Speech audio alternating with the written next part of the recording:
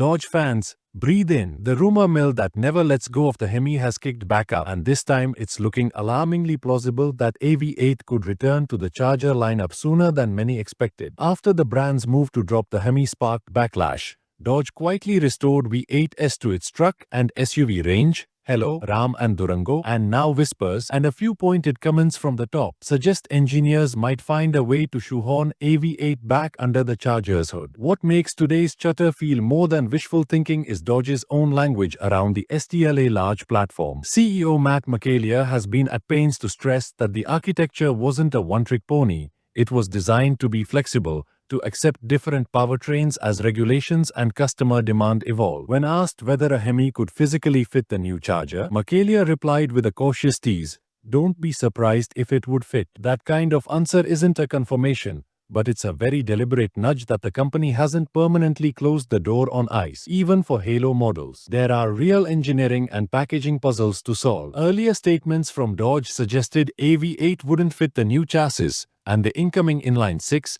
the Hurricane 3.0-liter, already delivers strong numbers, 420 horsepower in RT Tune and up to 550 horsepower in Scat Pack guise, narrowing the performance gap between straight sixes and traditional V8s. So if AV8 returns, Dodge engineers will need to justify it either as a distinct, higher-tier variant, think extra torque, that classic Hemi soundtrack, or by reworking packaging to accept an older family of engines. Which V8 would make sense? The safer bets are the 5.7-liter and the 6.4-liter Hemis already soldiering in the Durango, the latter putting out roughly 475 horsepower and offering a clear power step above the Hurricane's mid-range tunes. Then there's the holy grail for purists, the 6.2-liter Hellcat, supercharged, snarling, and monstrously potent, but that one is a packaging headache thanks to the supercharger and associated ancillaries. Squeezing it into a new Charger architecture would be a major engineering lift. There's also a political and regulatory angle that can't be ignored. Executives have openly mused that shifting federal policy is changing production calculus,